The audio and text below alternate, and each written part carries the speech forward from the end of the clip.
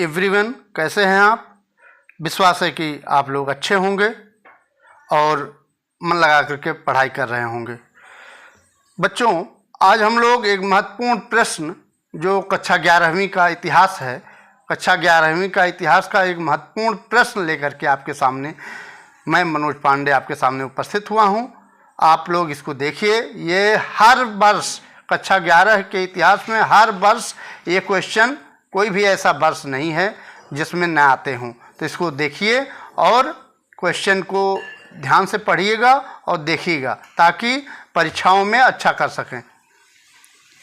पहला प्रश्न है बच्चों, साक्ष्यों से ज्ञात होता है कि होमिनिड्स का उद्भव हुआ। साक्ष्यों से ज्ञात होता है कि होमिनिड्स का उद्भव हुआ था। तो क्या एशिया में हुआ था, या यूरोप में हुआ था, या अफ्रीका में हुआ था, या इनमें से कोई नहीं? तो आप जानते हैं कहाँ से हुआ था। ये अफ्रीका में हुआ था। कहाँ से हुआ था बच्चों? तो अफ्रीका में हुआ था। यहाँ से हम लोग कलर ले लेते हैं और ये अफ्रीका में, ठीक है। पेंसिल ले लेते हैं।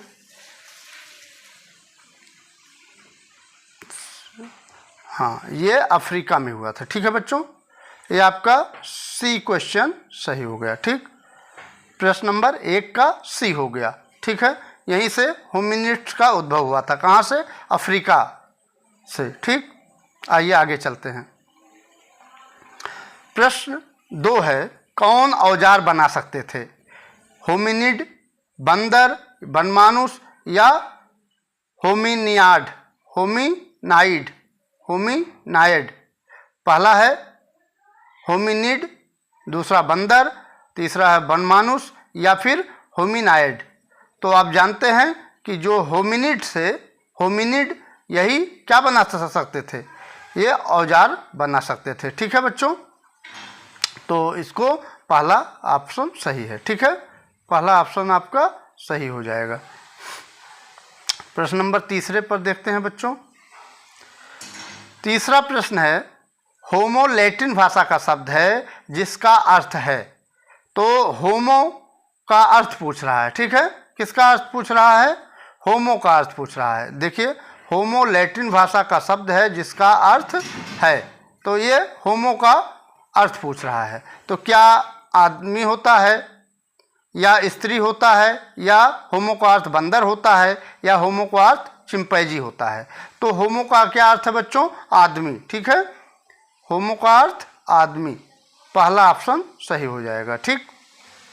इसको ये हर वर्ष कक्षा 11वीं के इतिहास में हर वर्ष क्वेश्चन आते हैं, रिपीट होते रहते हैं। तो इस क्वेश्चन को आप देख लें। नेक्स्ट, चौथा क्वेश्चन, आधुनिक मानव के साक्ष्य अफ्रीका के किस स्थान पर मिले हैं? क्या पूछ रहा है? आधुनिक मानव के साक्ष्य अफ्रीका के किस स्थान पर मिले हैं? क्या सोमालिया में मिले हैं, या उगांडा में मिले हैं, या इथोपिया में मिले हैं, या सूडान में मिले हैं? यहाँ देखिए, सोमालिया, युगांडा, इथोपिया और सूडान, इनमें से कहाँ मिले हैं? तो आप जानते हैं आधुनिक भारत के साक्ष्य इथोपिया में मिले हैं। कहाँ मिले हैं? इथोपिया में मिले हैं, ठीक है। ये आपका सी ऑप्शन सही हो जाएगा, ठीक। प्रश्न नंबर 4 का सी ऑप्शन, ठीक। नेक्स्ट देते हैं बच्चों। Next questions. प्रश्न नंबर 5 है, प्रारंभिक औजार कहाँ से प्राप्त हुए हैं? पूछ रहा है प्रारंभिक औजार कहाँ से प्राप्त हुए हैं? क्या मोरक्को से प्राप्त हुए हैं, या बॉक्स ग्रोव से प्राप्त हुए हैं, या लेस्काक्स से प्राप्त हुए हैं, या ओल्डुआई से प्राप्त हुए हैं? तो आप जानते हैं कहाँ से प्राप्त हुए हैं? ओल्डुआई नामक स्थान से प्रारंभिक औजार प्राप्त हुए हैं, ठीक है। तो आपका डी क्वेश्चन सही, डी ऑप्शन सही हो जाएगा। प्रश्न नंबर 5 का डी ऑप्शन सही हो जाएगा, ओल्डुआई। ये जो क्वेश्चन है ये कम से कम 7 बार रिपीट हुआ है कक्षा 11 के इतिहास में, चाहे वो क्वार्टरली एग्जाम हो या हाफ ईयरली एग्जाम हो, ठीक है बच्चों। नेक्स्ट क्वेश्चन नंबर 6, आज का मानव किस प्रजाति का है? ये सभी को मालूम होगा कि आज का जो मानव है वो होमी सैपियंस प्रजाति का है। ठीक है, होमी से पहला ऑप्शन सही हो जाएगा। आज का मानव होमी सैपियंस प्रजाति का है। ठीक है, प्रश्न नंबर 6 का पहला सही हो जाएगा। ठीक, नेक्स्ट प्रश्न नंबर 7 देखते हैं।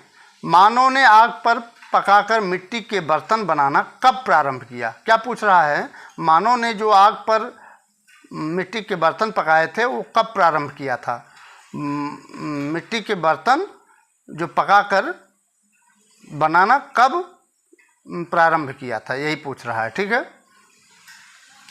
तो क्या पूरा पाषाण काल से, या मध्य पाषाण काल से, या ताम्र पाषाण काल से, या नव पाषाण काल से?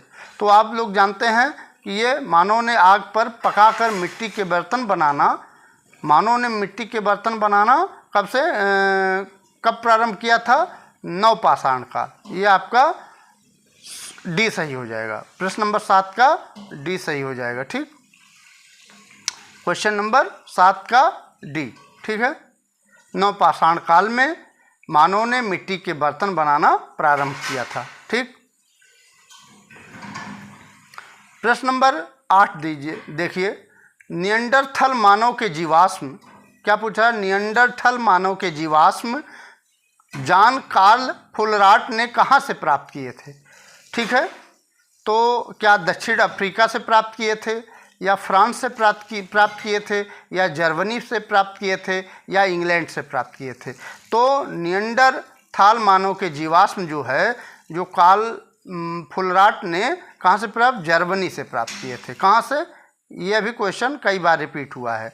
तो ये जॉन फुलराट ने निएंडरथल मानव के जीवाश्म जर्मनी से प्राप्त किए थे। ठीक है, सी ऑप्शन सही हो जाएगा बच्चों।